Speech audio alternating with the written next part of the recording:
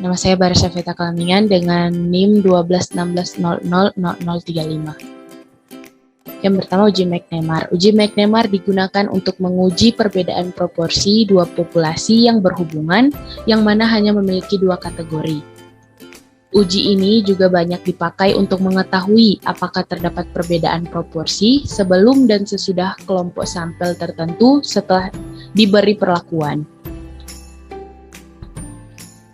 Nah, uji McNemar juga dilakukan pada suatu uji McNemar juga dilakukan pada situasi pengukuran berulang, di mana respon setiap subjek diukur 2 kali, kemudian dibandingkan. Nah, uji McNemar juga untuk menguji efektivitas suatu treatment atau suatu perlakuan. Contohnya pelatihan, promosi, atau pengawasan. Spesifikasi dari uji McNemar. Nah, data observasi uji McNemar itu berskala ukur nominal dikotomus atau binair, yang contohnya itu ya tidak, suka tidak suka, minat tidak minat, dan lain sebagainya. Kemudian pada uji McNemar data itu disusun dalam tabel kontingensi 2x2. Contoh tabelnya seperti ini. Dimana ini ada, ya kan, ada 2x2. Ini maksudnya 2x2 ini. Yang menjadi perhatian kita atau yang harus kita perhatikan adalah sel-sel yang mengalami perubahan. Seperti pada contoh tabel di atas, sel A yang terjadi perubahan dari plus menjadi negatif atau dari positif menjadi negatif. Dan juga sel D dari negatif menjadi positif. Selanjutnya, statistik uji. Nah, uji McNemar dikembangkan dari uji Chi-square dengan rumus seperti berikut. Dengan OI banyak kasus yang diobservasi untuk kategori I, dan EI adalah banyak kasus yang diharapkan untuk kategori I. Sehingga statistik uji McNemar dengan rumus sebagai berikut. Yaitu Chi-square sama dengan absolut A min D min 1 dikuadratkan per A plus D.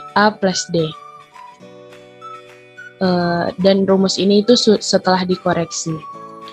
Kalau untuk rumus sebelum dikoreksi itu Chi-square A min D kuadrat per A plus D. Ini dengan DB sama dengan 1. Kriteria ujinya, H0 akan ditolak jika Chi-square hitung lebih besar daripada Chi-square tabel, atau p-value kurang dari alfa. Dengan p-value, nilai peluang terjadinya kekeliruan tipe 1 yang diperoleh dari data. Nah, di sini ada contoh kasus. Kita memakai contoh kasus atau contoh soal yang kita ambil, yaitu contoh kasusnya, debat merupakan proses menyampaikan argumentasi dan informasi. Dalam pemilihan umum, debat tiap calon adalah hal yang sangat penting. Dengan adanya debat, pemilih dapat lebih mengetahui isi pikiran, kemampuan komunikasi, kemampuan mempertahankan pendapat, dan lainnya. Sehingga setelah adanya debat, sering terjadi pergeseran atau perubahan pemilihan suara dari satu calon ke calon lainnya. Untuk melihat pengaruh debat di suatu daerah, dilakukan survei terhadap 100 responden, dan kemudian ditanyakan pilihan mereka sebelum dan sesudah adanya debat. Nah, lalu hasilnya tertera pada tabel berikut ini. Nah, ini hasilnya dalam tabel. Nah, ini sebelum debat, ini suara paslon 1 dan paslon 2, ini setelah debat suara paslon 1 dan paslon 2.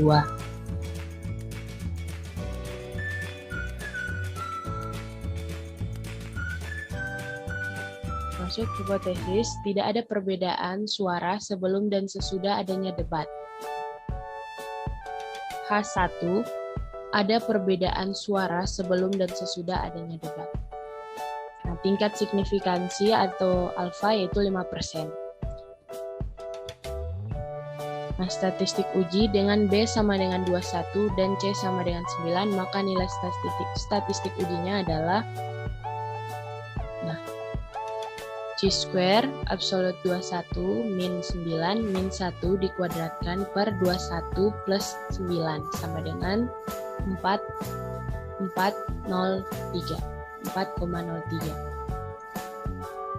Kriteria uji untuk uji McNemar, H0 ditolak jika C² hitung lebih besar daripada C² tabel atau p-value kurang dari alfa. Dari hasil perhitungan didapat nilai C² hitung sama dengan 4,03 lebih besar dari C² tabel yang sama dengan 3,48, maka H0 ditolak. Kesimpulannya, nilai statistik uji 4,03 lebih besar dari 3,841. Sehingga kita ambil keputusan tolak H0. Dengan demikian, pada tingkat signifikansi 5% dapat kita nyatakan bahwa terdapat perbedaan arah suara sebelum dan sesudah adanya debat. Nah, lalu berikut ada pengujian dengan SPSS. Nah, kita masuk pada variabel view. Nah, untuk di bagian nama, kita isi dengan sebelum untuk. Nah, lalu yang kedua sesudah. Lalu yang ketiga frekuensi. Di bagian label, pada yang sebelum kita taruh juga sebelum debat. Ini untuk memperjelas kategorinya. Yang kedua sesudah debat, dan untuk frekuensi tidak perlu diisi. Dan lanjut value-nya. Untuk yang pertama 1 paslon 1 add, lalu kode 2 untuk paslon 2, lalu di add, lalu oke. Untuk yang bagian sesudah juga taruh kode 1 untuk paslon 1 add, lalu kode 2 untuk paslon 2, klik add, lalu klik OK. Lalu kita ganti measure-nya juga nominal, lalu untuk frekuensinya tetap scale. Lalu kita masuk pada data view. Nah, di sini untuk bagian sebelum bagian 1 kita isi dengan kode 1 atau di mana paslon 1 sebelum debat. Lalu kita isi frekuensinya 30. Maaf, di bagian sesudah tadi tidak sempat terisi. Kita isi 1. Nah, yang kedua 1 kode yang sesudahnya paslon 2 atau 2 dengan frekuensi 21. Lalu yang ketiga paslon 2 atau kode 2. Lalu kode 2 juga untuk paslon 2 dengan frekuensi 9.